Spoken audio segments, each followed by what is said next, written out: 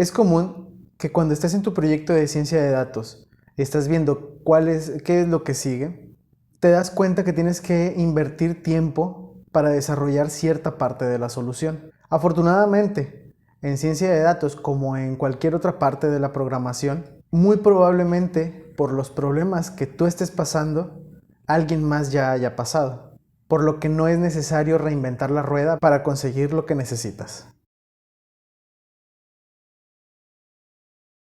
Hola, soy Héctor García. Bienvenidos a mi canal de Ciencia de Datos, donde hablaremos de algoritmos y te daré tips para que puedas hacer tu trabajo más sencillo. En este video te hablaré acerca de librerías de Python que te pueden ayudar a cortar camino entre el procesamiento de datos y el valor que puedes dar como científico de datos. Entre las librerías que se van a mencionar, no te hablaré de las librerías clásicas como Pandas, Scikit-learn, NumPy o Seaborn, aunque la mayoría tiene características muy similares a ellas, por lo que eso te puede ayudar a que la curva de aprendizaje sea menor.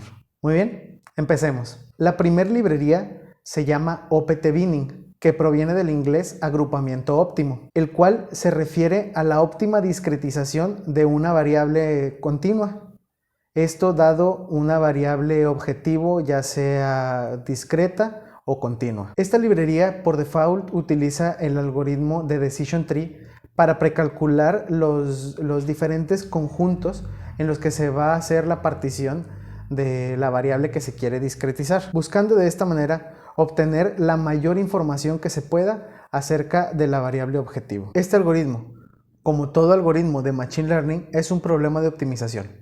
Y en este caso, lo que se quiere maximizar es el poder predictivo de la variable que se quiere discretizar. Por lo tanto, hay ciertas restricciones que utiliza este algoritmo. Una de las restricciones más fuertes es que cada conjunto debe de tener al menos el 5% del total de los registros. Esta librería tiene muchos hiperparámetros que se pueden modificar. Entre los que me parecen más importantes a destacar es como el balanceo de clases en caso de tener un conjunto desbalanceado, un detector de datos atípicos y algunos otros que afectan al tamaño de los conjuntos que se hacen o a la cantidad de los conjuntos que se hacen. Con respecto al uso de la librería, cabe mencionar que tiene un API muy similar a la de Scikit-learn, con una función fit que te permite entrenar el algoritmo, ejecutar el algoritmo de optimización, y una vez optimizado tiene el método transform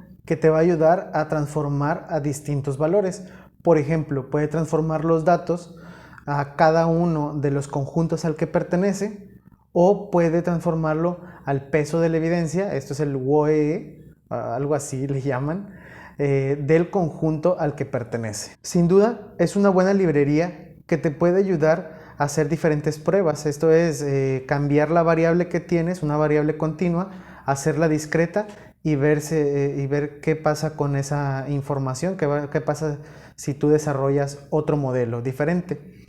También, por ejemplo, puedes cambiarlo por el WOE, que es una práctica bastante aceptada a la hora de cambiar una variable continua hacia una variable discreta. Con esta herramienta también se puede obtener únicamente información, no cambiar la variable, no discretizarla, simplemente encontrar información acerca de las variables dependientes contra la variable objetivo. Pasemos a la siguiente librería, que se llama ADTK y proviene de las palabras en inglés Kit de herramientas de detección de anomalías. Primero hay que entender a qué se refiere una anomalía. Una anomalía significa que hay un cambio o una desviación en lo que se considera normal o regular.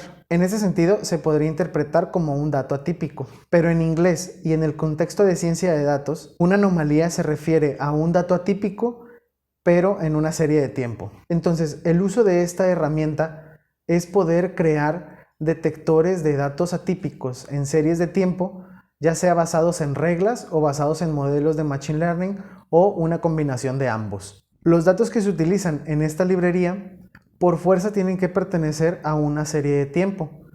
Y en este sentido, la librería tiene herramientas muy buenas para detectar, por ejemplo, si unos datos pertenecen a una serie de tiempo o para visualizar los datos. Por cierto, algo que me gusta mucho de la librería es que las gráficas se ven muy bonitas. Por último, me gustaría mencionar que esta librería tiene una similitud con scikit-learn en el uso de tuberías. Estas tuberías se pueden armar para poder hacer detectores de datos atípicos, de tener diferentes maneras de detectar los datos atípicos y también, una vez detectados esos datos, tal vez poder rellenar esos datos atípicos de alguna manera, esos datos faltantes de alguna manera. Muy bien, pasamos a nuestra tercera librería.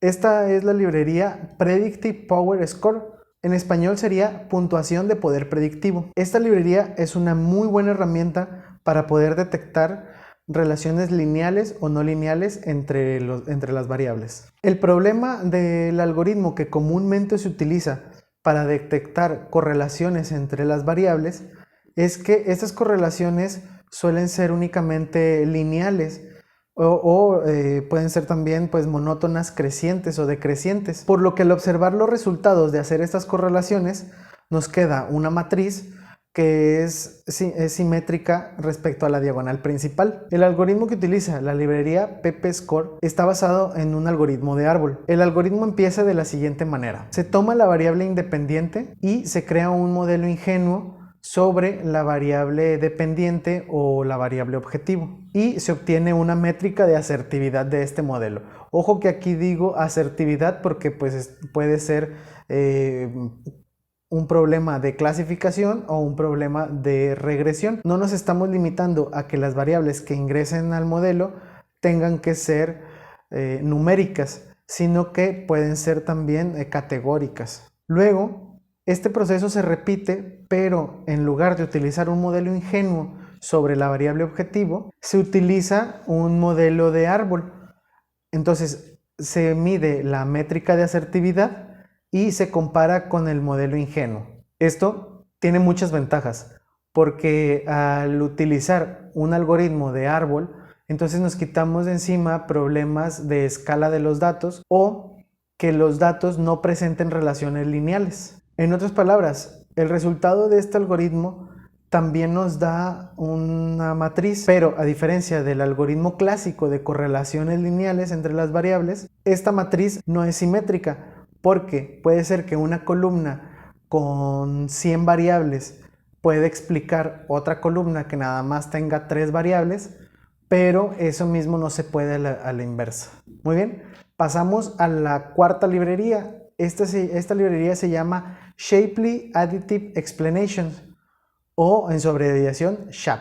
De esta herramienta hablaré muy poco porque no la he utilizado lo suficiente como para poder explotar todas las funcionalidades que tiene. Pero les puedo contar que con esta librería seremos capaces de interpretar modelos que sean cajas negras, es decir, que no sean fáciles de interpretar por sí solos. Esta librería hace uso de una técnica de teoría de juegos para identificar el peso de cada característica de los datos y cómo afectan en el output. Esta librería tiene gráficas muy buenas que pueden explicar, que pueden mostrar a todo el conjunto de datos y ver cómo una característica influye a todo ese conjunto de datos. Así como también se puede mostrar una observación y ver cómo todas las características influyen en esa observación. En lo personal, creo que hay casos donde esta librería nos puede ayudar a explicar al negocio o a los stakeholders el por qué nuestro modelo está tomando las decisiones que está tomando, y con esto poder generar cierto conocimiento acerca del fenómeno que se esté analizando. Además, que en la mayoría de los casos, las personas que no son científicos de datos van a querer entender por qué se está dando tal o cual predicción, y con esta librería se pueden responder a estas preguntas, y además con gráficas que llamarán muchísimo la atención por lo bonitas que están y por las explicaciones que estas gráficas pueden brindar. Ya para terminar, tenemos una herramienta muy útil para la mayoría de los proyectos que están utilizando datos de manera tabular. Esta librería es PyOD, cuya traducción es Kit de herramientas de Python para detectar objetos atípicos. Me gustaría aclarar que en scikit-learn ya tenemos algoritmos que nos pueden ayudar a detectar datos atípicos, pero con PyOD tenemos una librería que está enfocada únicamente en la detección de datos atípicos. Esto es, utiliza los algoritmos que ya tiene scikit-learn, pero con el enfoque de señalar las observaciones o registros que son diferentes al resto. La mayoría de los algoritmos que utiliza esta librería son algoritmos no supervisados. Esto es muy útil porque pues no sabemos cuáles son los registros que se puedan considerar como datos atípicos, y lo que queremos entonces es, en base a un cierto criterio estadístico o de comportamiento de los datos, que estos algoritmos nos muestren cuáles son los datos o registros que no cumplen con el estándar. Y bueno, los algoritmos de detección que tenemos son muy variados y con diferentes enfoques. Por ejemplo, puede ser probabilístico como en el algoritmo Abbott, o también tenemos modelos de ensamble como Isolation Forest. La forma de utilizar esta librería es muy similar a Scikit-learn, por lo que podemos entrenar estos detectores de datos atípicos y después predecir cuáles son los datos atípicos en un dataset de observaciones distintas. También podemos ver la probabilidad de que un dato sea atípico o no. Creo que esta es una herramienta muy buena, muy robusta, que con poco código de nuestra parte nos puede ayudar a crear pipelines bastante robustos que contenga detectores con diferentes enfoques para poder de esta manera limpiar nuestros datos de una manera sencilla y rápida. Bien, espero que les haya gustado estas librerías, que alguna de ellas les pueda ser útil y que puedan implementar alguna de ellas en su proyecto. De esta manera puedan acortar tiempo entre el procesamiento de datos y el valor que ustedes pueden dar como científico de datos. Gracias por ver el contenido. Déjame en los comentarios otras librerías que tú hayas utilizado y que creas importante para el trabajo del día a día de un científico de datos. Te mando un saludo y nos vemos en el siguiente video. Chao.